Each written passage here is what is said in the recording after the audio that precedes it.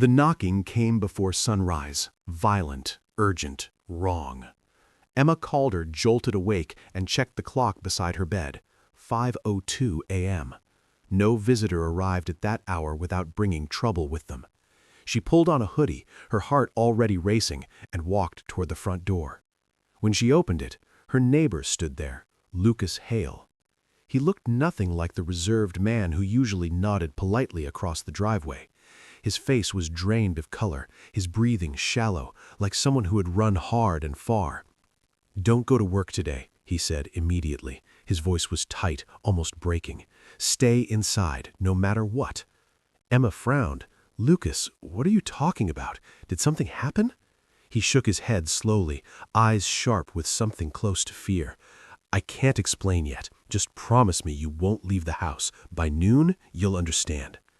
The early morning air felt unreal, cold, quiet, streaked with the first hints of dawn. This man barely spoke to anyone, yet now he looked like someone holding back a disaster. "Why shouldn't I go?" Emma pressed. Lucas leaned closer and whispered, "Because if you do, you won't come back."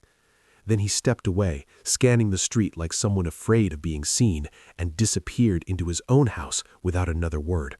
Emma stood frozen, hand still on the door handle. Part of her wanted to dismiss it as nonsense, stress, paranoia, a breakdown. But another part, the instinct she had learned to trust, refused to let it go. And then there was her father. 3 months earlier, he had died suddenly. Official cause, a stroke. But in the days before his death, he had repeatedly tried to tell her something. "It's about our family. You need to know." He never got the chance. Since then, strange things had crept into Emma's life. Unknown cars idling near her home, silent phone calls from blocked numbers, her sister, working overseas, asking strange questions about whether Emma had noticed anyone watching her. It hadn't felt random. Emma Calder was 33, a senior financial analyst at Barton & Rowe, known for perfect attendance and routine discipline. She lived alone in her grandmother's house, quiet, predictable, until this morning. She made a calculated choice. If Lucas was wrong, she'd lose one workday. If he was right, she might lose her life. She texted her manager, citing a personal emergency, and stayed home. By late morning, doubt crept in. Nothing had happened. No calls, no signs. She started to feel foolish. Then her phone rang. Unknown number. "Emma Calder, this is Officer Reynolds with County Police. Are you aware of the incident at your workplace today?" Her chest tightened. "What incident?" "There was a violent attack, multiple injuries. We believe you were present." Emma felt the blood drain from her face. "That's impossible. I wasn't there." Silence. Then, "Security footage shows your vehicle entering the garage at 8:01 a.m. Your access badge was used. Witnesses reported seeing you on the 3rd floor shortly before the incident." Her knees nearly buckled. Someone had taken her place. She hadn't just been targeted, she'd been replaced. The officer informed her that units were being dispatched to her address. Emma locked every door and shut every blind. That's when the knock came again. Controlled, intentional. "Emma," a familiar voice called softly, "it's Lucas. You need to let me in." She didn't open the door. "How did you know the police would call?"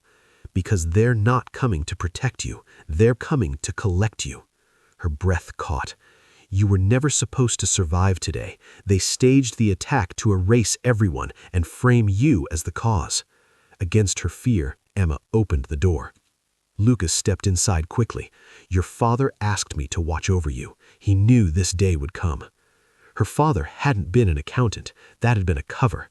He had uncovered a classified biogenetics program, one that identified rare individuals with extraordinary immune traits, people who could survive what others couldn't. Emma's blood wasn't engineered, it was natural, and that terrified them. When her father tried to expose the truth, he was silenced. Now they wanted Emma either dead or turned into a public monster to justify reclaiming her. Lucas handed her a keycard and a letter written in her father's handwriting. "You were never property, you were proof, and you were never meant to disappear quietly." Sirens echoed in the distance. They fled. At a hidden underground facility, Emma unlocked a vault that recognized her DNA alone. Inside was her father's final truth and a choice: compliance or exposure. She chose exposure. The files went public. Names, evidence, decades of lies. By the time helicopters swept the forest, the truth was already spreading. Emma Calder was no longer running. She was no longer ordinary. She was the beginning of something they could never control again. By the time dawn broke, the world already knew Emma Calder's name. News alerts flooded every channel, leaked documents, classified footage, redacted files suddenly whole. Governments issuing denials that contradicted themselves within minutes. Medical journals scrambling to verify data they had never been meant to see. And at the center of it all, one phrase repeated over and over: naturally occurring genomic immunity. Emma sat inside the underground tunnel's emergency shelter as Lucas monitored a dozen screens at once. Satellites shifted, military aircraft rerouted, digital firewalls collapsed under the weight of what had been released. "They can't stop it," Lucas said quietly. "Your father designed it that way. The data's mirrored across civilian servers worldwide." Emma stared at the screen showing her own face, pulled from an old employee profile photo, now labeled person of interest by half the networks on Earth. "I didn't want this," she said. Lucas nodded. "That's why it matters that it's you." Within hours, the narrative fractured. Some called her a traitor. Others called her a miracle. A few whispered something far more dangerous: the future. Hospitals reported sudden seizures of archived blood samples. Private biotech firms were raided under emergency warrants. Politicians who had never shared a platform suddenly shared legal counsel. Someone, somewhere, had panicked. Then the message arrived, encrypted, direct, no sender. "We need to talk." Lucas stiffened. "That's fast." Emma's eyes narrowed. "It's not a threat." "No," he agreed grimly. "It's an invitation." The message included coordinates: offshore, neutral waters, a research vessel registered to a humanitarian organization long thought defunct. "They want to control the damage, and you," Lucas said. Emma exhaled slowly. Fear tried to return but couldn't find a place to land. "They've already lost control," she replied. By nightfall, protests erupted across 3 continents, not against Emma, but against secrecy, against unauthorized testing, against the quiet assumption that human lives could be labeled assets. In one city, a doctor held up a sign that read, "She is not the weapon, the lie is." Emma watched it all from the shadows. But the most unsettling revelation came just after midnight. Lucas pulled up a restricted file that hadn't been released. "This wasn't just about immunity," he said. Emma leaned closer. The program had identified others, not many, fewer than a dozen worldwide, all born naturally, all flagged, all tracked. Most had vanished. One name remained active. Emma swallowed. "Who?" Lucas turned the screen toward her. "Subject status located. Designation active. Relation sibling." Her breath stopped. "My sister," she whispered. Sophie hadn't been asking questions because she was worried. She'd been asking because she was already running. Emma closed her eyes. This was never just about survival. It was about finding the others before the same people who killed her father did. Lucas placed a hand on her shoulder. "They woke up something they can't put back to sleep." Emma opened her eyes, calm and steady. "Then we don't let them," she said. Outside, the ocean churned under moonlight, and somewhere far away, Sophie Calder was about to learn that the life she thought she had wasn't real either. Emma Calder had never felt more alone, yet never more in control. The world outside was in chaos. Governments scrambled, media circuits overloaded, and the few people still loyal to the program were panicking. Every move Emma and Lucas made was calculated, precise. Every step was toward finding her sister before the people who had hunted their family for decades could reach her. Lucas checked the coordinates again. The signal led to a remote island in the South Pacific, cloaked under a defunct research facility. "Sophie's been here," he said, "but she's moved, recently. They're monitoring her every move." Emma's heart tightened. She hadn't seen Sophie in months. The last calls were cryptic, filled with half-sentences and coded warnings. Now Emma understood why. Sophie wasn't just abroad for work, she was hiding. And she wasn't hiding from ordinary dangers. She was hiding from the same people who had tried to erase Emma's existence. "This isn't going to be easy," Lucas warned. "We'll have to intercept her before they do." Emma nodded. Her father's words echoed in her mind. "You were never born to be controlled. You were born to reveal the truth." The sisters sighed. Thousands of miles away, Sophie Calder ran through a narrow alley, the neon glow of city lights flashing over her face. She wasn't just a scared sister, she was a trained operative. She had been trained, like Emma, without realizing it, the program having embedded safeguards and survival skills in their DNA. A black van followed, silent and precise. Sophie darted into a subway tunnel, using the chaos of the evening rush to blend in. Every step she took reminded her of their father's warnings. Never trust the world. Never trust what seems normal. Her phone buzzed. An encrypted message appeared. "Emma is alive. You must meet. Now." Sophie's jaw tightened. Her instinct screamed that this wasn't just a casual message, it was a trap. But there was no choice. If Emma was alive, that meant the program was exposed. That meant Sophie's own life had been on the line for years. She activated a hidden compartment in her bag, pulling out a small biometric key, a backup her father had left her. Only family DNA could unlock it. She pocketed it. "Time to find her," she whispered to herself. The reunion. Emma and Lucas flew in a modified helicopter to a remote island airstrip. From the sky, the facility looked abandoned, overgrown with vines and rust, but Emma's instincts told her it wasn't empty. Too much history, too many secrets. "Once we land, you have to trust me completely," Lucas said. "They've left traps for anyone coming after you. They know you'll try to save Sophie." Emma didn't answer. She already knew. Every cell in her body screamed that her sister was alive, waiting, and that they were running out of time. Minutes later, they stepped onto the island. Shadows shifted in the trees. Drones hummed overhead, scanning for movement. Emma's heart pounded, but not with fear, with clarity. She was no longer a civilian. She was a key, a guide, a protector. Through the undergrowth, she spotted a figure moving with precision, hair dark, gait cautious, eyes scanning. Sophie. "Sophie," Emma called. Sophie froze, then turned. For a moment, both sisters stood in silence, disbelief and relief colliding in their gazes. "Emma," Sophie breathed, "you're alive?" "I'm here," Emma said, "and we have to get off this island before they find us."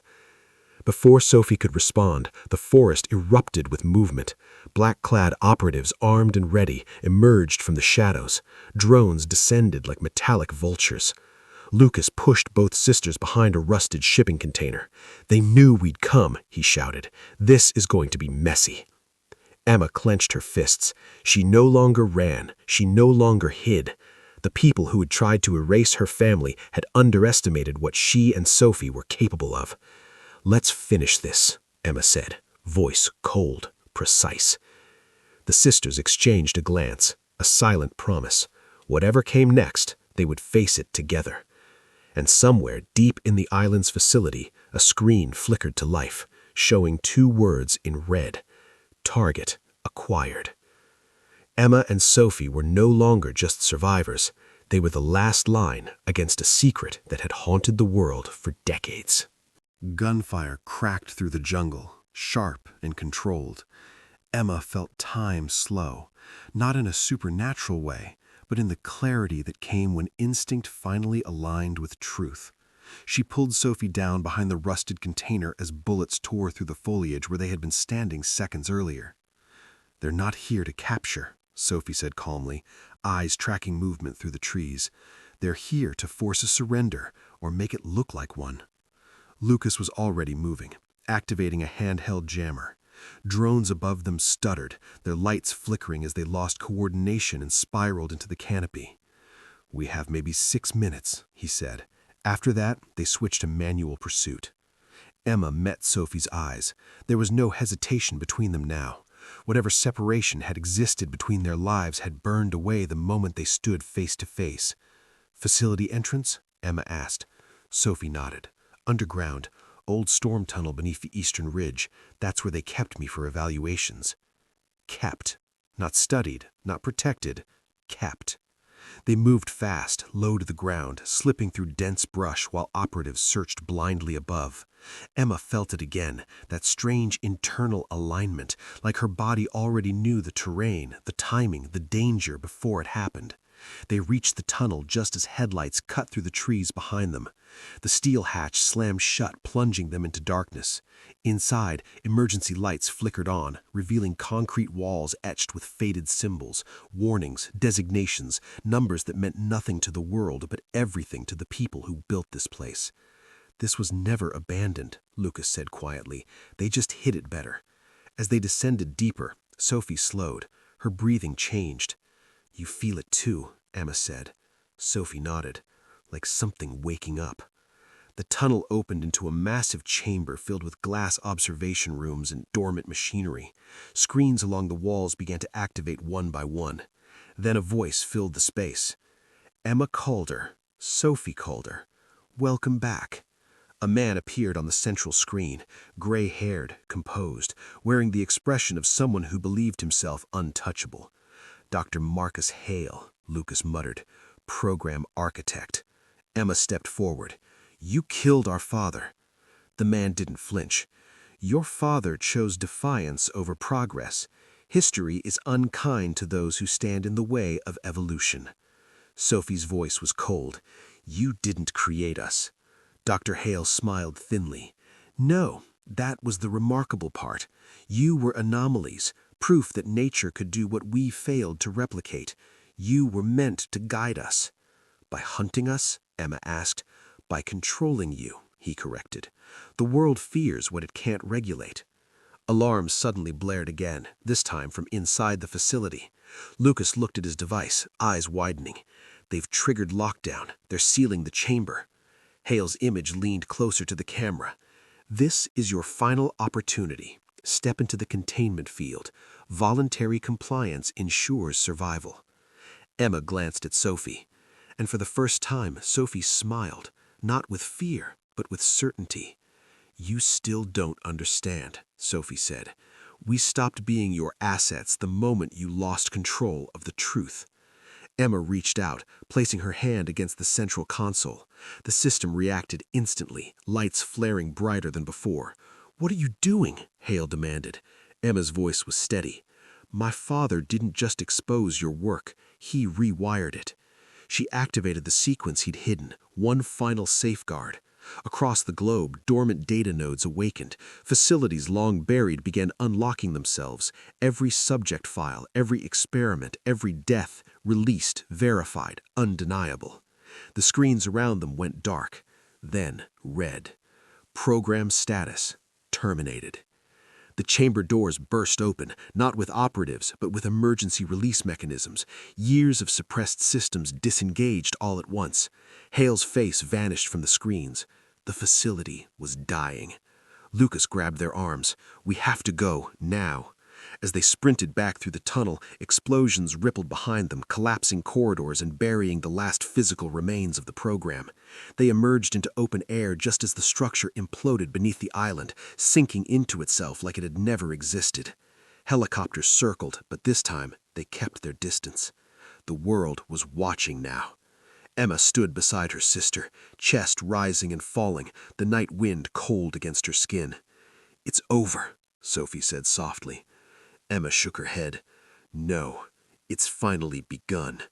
because truth, once released, could not be hunted down, framed, or buried again.